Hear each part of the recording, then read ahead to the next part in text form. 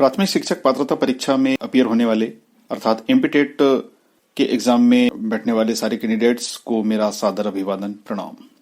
दोस्तों, इस कोर्स में हम मैथ्स के इंपॉर्टेंट चैप्टर संख्या पद्धति पर डिस्कस कर रहे हैं। अब दोस्तों, इसके लिए जो सिलेबस है 30 मार्क्स का जो मैथ्स पूछा जाएगा, इसको हम पिछले लेसन में हमने बात की थी कि इसको 2 भागों में बांटा गया है। पहला इसका हिस्सा जो है विषय वस्तु का है, कंटेंट्स का है, जो 15 मार्क्स का है, और सेकंड जो है ये पेडागोजी रिलेटेड है, मैथ्स की पेडागोजी, जो 15 मार्क्स का होगा। और ये पूरी तरह बेस्ड होगा क्लास 1 से 5th तक की जो टेक्स्ट बुक होती है उसके टॉपिक्स पर डिपेंड करते हुए। और अब हम जब इसकी सिलेबस की बात करते हैं तो जो हमने ये वाला कोर्स दिया है ये संख्या पद्धति पर बेस्ड है।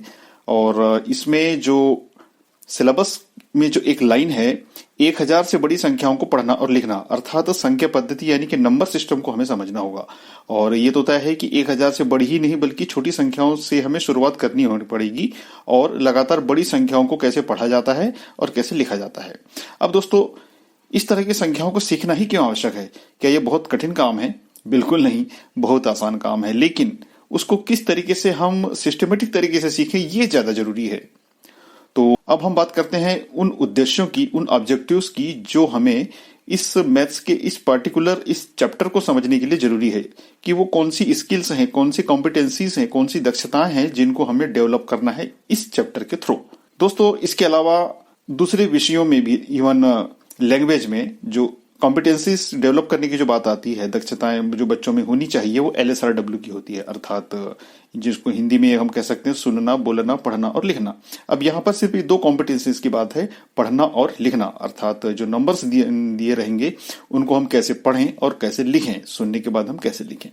तो ये जो एक्सटर्नल कॉम्पिटेंसीज है R और W, इसको डेवलप करने की बात है। अब कितनी संख्याओं को सीखना है, इसके पहले जैसे कि हमने बात किए थे कि इस कोर्स में जो लिखा हुआ है ना, 1000 से बड़ी संख्याओं को पढ़ना और लिखना, लेकिन नो, मात्र इससे भर काम नहीं चलेगा। जब हम टेक्स्ट बुक उठाकर देखते हैं ना, तब हमें बात समझ में आती है। तो टेक्स्ट बुक जब आप उठाएंगे तो संभव है कि उसमें कुछ कम ज्यादा हो जाए, लेकिन हमने औसतन ये देखा है कि जो मध्य प्रदेश की जो टेक्स्ट बुक है स्पेशली मैथ्स की, उसमें कितनी संख्याओं तक बच्चों को सिखाया जाता है पर्टिकुलर प्रत्येक क्लास में। तो कक्षा पहली में 10 अंकों तक सिखाया जाता है पढ़ना लिखना, कक्षा दूसरी में 100 तक, तीसरी में 1000 तक, चौथी में 10,000 तक और 5वीं में 1 लाख तक। अब दोस्तों, यहाँ 5वीं में 1 लाख तो लिखा है, लेकिन वास्तव में ये 1 करोड़ तक की संख्याएं हैं। अब क्योंकि चौथी के बाद 5वीं चूंकि बोर्ड एग्जाम है, ये प्राइमरी लेवल की सबसे अपर क्लास होती है, इसे 1000 तक। अब जो डिफिकल्टी लेवल की बात है, तो जैसे कि इसके सिलेबस में स्पष्ट लिखा हुआ है गाइडलाइन में 10th तक का होगा, इसलिए अब हम इसके माध्यमिक स्तर अर्थात क्लास 6th लेकर 8th तक की क्लासेस में कितने नंबर तक की संख्याओं को पढ़ना लिखना और उन पर ढेर सारे ऑपरेशंस करना सिखाया जाए। तो according to textbook of MP state education board, class 6th में 1 करोड़ तक से अधिक की संख्या है, 7th में भी 1 करोड़ से अधिक और 8th में भी 1 करोड़ से अधिक। अब दोस्तों, यहाँ पर जो संख्या लिखी हुई ना, इन सभी की दक्षताएं बच्चों में विकसित करनी है और इसी से संबंधित बहुत सारे प्रश्न हो सकते हैं। तो अब हम बात करते हैं सीधे संख्या पद्धति की। माफ कीजिए, नीचे के ये फॉन्ट हमारे क्लियर नहीं हो पाए हैं। तो संख्या पद्धति की हम बात करते हैं। दोस्तों, जब आप बुक्स पढ़ेंगे ना, तो वास्तव में वहां पर आपको कुछ इस तरह की चीजें मिलेंगी, हिंदी में लिखा हुआ और इंग्लिश में भी। पहले तो हम इन चीजों को समझते हैं कि यहाँ पर हमने लिखा है संख्यांकन पद्धति और दूसरी ओर लिखा है संख्या पद्धति। अब स्वाभाविक है कि संख्यांकन अर्थात नंबरिंग और संख्या यानी नंबर, अब वाकई में इन दोनों में अंतर क्या है, ऐसा क्यों है? तो अब आप इसको इस तरह समझें, जब किसी वस्तु का नाम, किसी कार्य का नाम या किसी भी स्थान का नाम दिया होता है ना, तो उस नाम को हम क्या कहते हैं? नाउन कहते हैं। यानी पर्टिकुलर एक नंबर्स लिखे हुए 1 to 100 या फिर 101 to 1000, तो वो एक वस्तु है, वो एक सिस्टम है जिसको नाउन कहा गया है। तो इस तरह का ये जो सिस्टम है, एक पूरा का पूरा एक वस्तु है, सामान है, सामग्री है, तो उसे नंबर सिस्टम कहा गया है। लेकिन जब हम उसमें एक्शन करते हैं ना, कोई एक्टिविटी करते हैं, तो उसे नंबरिंग सिस्टम कहते हैं। अब मैं कहूं कि बहुत सारे पेन रखे हुए हैं किसी बॉक्स में, अब आप उनको काउंट कीजिए, तो आप क्या करेंगे? आप नंबरिंग ही तो करेंगे ना। तो इसलिए यदि हम इसे नंबरिंग सिस्टम कहें, संख्यांकन पद्धति कहें, यानी संख्यांकन कैसे करें, यानी बहुत सारी चीजें हम उन वस्तुओं की कुल संख्या को कैसे लिखें, वो जो तरीका है, वो जो टेक्निक है, उस टेक्निक का यदि आप इस्तेमाल करते हैं और कोई पर्टिकुलर सिस्टम से, पर्टिकुलर कोई पद्धति से करते हैं, तब आप उसे नंबरिंग सिस्टम कहेंगे, यानी कि संख्यांकन पद्धति कहेंगे। और कोई बनी बनाए सिस्टम आपके सामने है, उसे आप नंबर सिस्टम कहेंगे। तो बस इस तरह की ये दो चीजों का अंतर है। और यदि इन दोनों में अभी भी यदि आपको ऐसा लगता हो कि हम इस बात को क्लियर नहीं कर पा रहे हैं, तो आप कमेंट्स करें, हम इस पर अलग से और बेहतर तरीके से इसको एक्सप्लेन करने की कोशिश करेंगे। लेकिन मेरा आपसे रिक्वेस्ट है कि प्लीज इन दोनों शब्दों में आप अंतर जरूर समझें। अब हम बात करते हैं सीधे सीधे संख्यांकन अथवा संख्या पद्धति की। अब चूंकि यहां पर ये जो हमने लिखा है ना, ये संख्या पद्धति है जो हम आपको एक चार्ट के रूप में बता रहे हैं, लेकिन ये कैसे होता है उस टेक्निक की जब हम बात करेंगे तब वो संख्यांकन पद्धति होगी। तो मुख्य रूप से जो संख्या पद्धति 3 प्रकार की होती है। पहला होता है देवनागरी, दूसरा होता है रोमन और तीसरा होता है हिंदू अरेबिक। ये संख्या पद्धति है।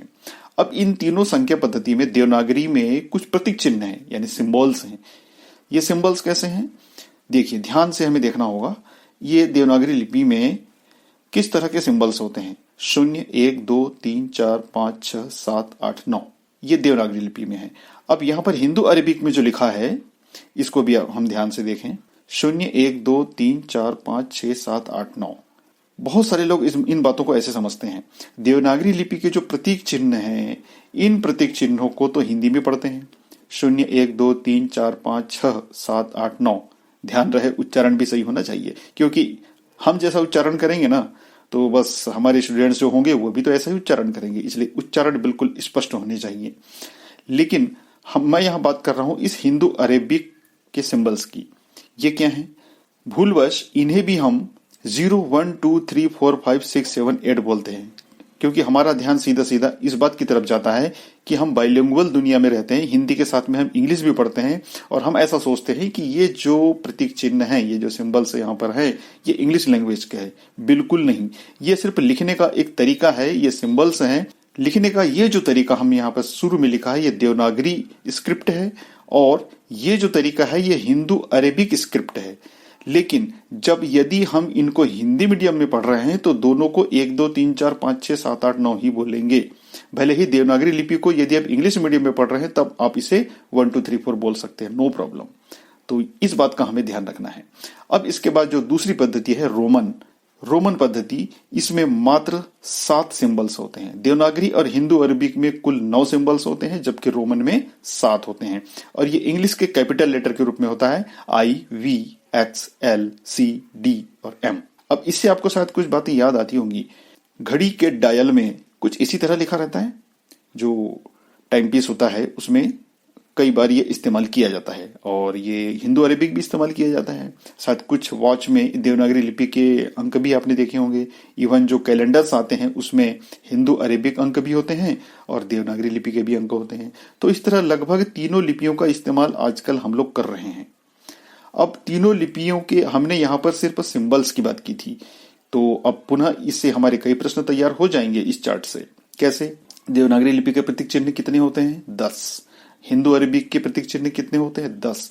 बस पूरी जो नंबर्स बने हैं वो सारे के सारे इन्हीं 10 सिंबल्स, प्रतीक चिन्ह, अंक के आधार पर बने हैं। लेकिन रोमन में मात्र 7 होते हैं। अब इनके मान क्या होते हैं जब हम डिटेल में दूसरे लेसन में जब हम जाएंगे तब वहां पर देखेंगे। अब इनके देवनागरी लिपि में संख्याओं को लिखना और हिंदू अरेबिक पद्धति में संख्याओं को लिखना, इसके बहुत सारे नियम हैं, लेकिन हमने यहाँ बहुत शॉर्ट में थोड़ी सी बात अब यहाँ पर लिखी हुई है। दाईं ओर से बाईं ओर स्थान अनुसार, यानी इसमें स्थान का ध्यान रखा जाता है। शायद आपको याद आता होगा स्थानीय मान वाला कंसेप्ट। और रोमन में दाईं ओर वृद्धि और बाईं ओर कमी, यानी एक मेन जो नंबर देखा जाता है, एक पर्टिकुलर संख्या दिखी जाती है, जिसके दाईं ओर यदि जा रहे हैं तो वो संख्या बढ़ती है और बाईं ओर यदि जा रहे हैं तो संख्या कम होती है। तो इस तरह इसके रूल्स में और इसको स्पष्ट करेंगे। और हिंदू अरेबिक में देवनागरी के समान ही, किंतु कुछ स्थान अलग हैं। जब प्लेस वैल्यू या स्थानीय मान की जब हम बात करते हैं तो लिखने का जो तरीका है ये थोड़ा सा चेंज हो जाता है हिंदू अरेबिक और देवनागरी में। अब यहाँ पर हमने कुछ 1 से लेकर 0 अर्थात 0, 1, 2, 3, 4, 5, 6, 7, 8, 9 ऐसे 10 अंकों को किस तरह लिखा जाता है फिर से एक चार्ट में लिखा है। देखिए, एक लिखने का तरीका देवनागरी में किस तरह है, रोमन में किस तरह है और हिंदू अरबिक में। 2 लिखने का तरीका देखें, 3 लिखने का तरीका देखें, 4 देखें, 5 देखें, 6 देखें, बाकी ये 6 है, नहीं तो कई क्षेत्रवश यानी जो रीजनल लैंग्वेज के कारण कुछ लोग 6, 6 इस तरह बोलते हैं। 7 7 तो लगभग सभी जगह स्थानों पर 7 ही बोला जाता है। 8, 9 और ये 0 0 अर्थात 0। अब यहाँ पर आप देखेंगे जो आई है रोमन में, इससे 1 2 3 तक बन गया। अब इसके बाद 5 ये मूल अंक है रोमन का, लेकिन इससे 1 कम हो गया तो बाईं ओर है। यहाँ पर आप ये ऊपर वाला रूल्स देख रहे हैं। उसके बाद 6 ये दाईं ओर बढ़ा तो 5 में 1 अधिक बढ़ गया, फिर 5 से 2 अधिक बढ़ गए तो ये 7 हो गए, फिर 5 में 3 अधिक बढ़ गए तो 8 हो गए।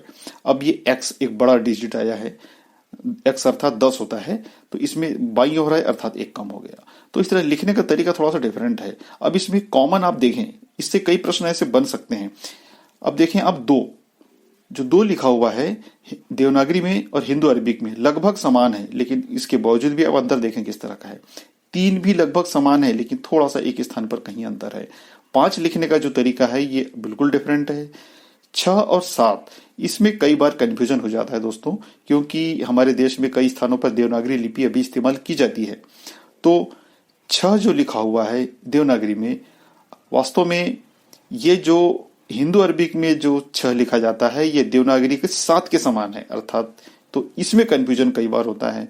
अभी भी ग्रामीण इलाकों में या फिर शहरों में भी जो कई लोग हैं वो हिंदी के माफ कीजिए देवनागरी लिपि के इन अंकों का प्रयोग करते हैं, तो वैसी स्थिति में विशेषकर इस अंक के कारण ज्यादातर गलतियां होती हैं। अब इसके बाद 8 ये तो बिल्कुल स्पष्ट है। 9 की बात हम इसलिए कर रहे हैं कि बिल्कुल इसका मिरर इमेज है। ये यदि इसको घुमाकर ऐसे राइट साइड कर दें या फिर लेफ्ट साइड कर दें तो ये तो एक स्थिति में ये देवनागरी बन जाता है और दूसरी स्थिति में ये हिंदू अरबिक बन जाता है। तो दोस्तों इस तरह इसके जो स्क्रिप्ट है, इसके जो प्रतीक चिन्ह है अर्थात जो अंक है, इनकी लिखावट में अंतर होता है। जहां तक इनके उच्चारण करने की बात है वो बिल्कुल स्पष्ट है। इन सभी को 1 कहा जाएगा, इन सभी को 2 कहा जाएगा, 3, 4, 5 इस तरह। यदि हिंदी माध्यम है तो हिंदी में एक समान ही बोलेंगे, लेकिन यदि माध्यम अंग्रेजी है या इंग्लिश मीडियम है तब इन्हें सभी को हम 1 2 3 4 5 बोलेंगे। इसमें कोई हमें हिचक नहीं रहनी चाहिए, कोई संशय नहीं रहना चाहिए।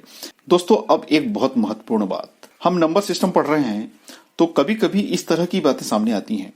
तो इसके पहले हमने जो प्रतीक चिन्ह देखे थे ना तीनों पद्धतियों में, उन प्रतीक चिन्हों को अंक कहा जाता है या डिजिट कहा जाता है। प्रतीक चिन्ह देवनागरी लिपि में हिंदी के ये जो वर्ण लिखे हैं या जिन्हें हम अक्षर कहते हैं, यदि शब्दों की बात है तो वो जो अक्षर हैं वो वर्ण कहलाते हैं, लेकिन यदि नंबर की बात है तो वो अंक या डिजिट कहलाते हैं।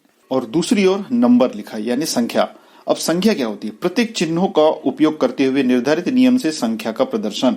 यदि दी गई संख्या को हमें ऑन द पेपर लिखना है तब संख्या का प्रयोग होता है। तो ये दोनों चीजें अलग अलग है। डिजिट मात्र सांकेतिक होते हैं, जबकि नंबर जो होता है ये this is used only for counting the articles.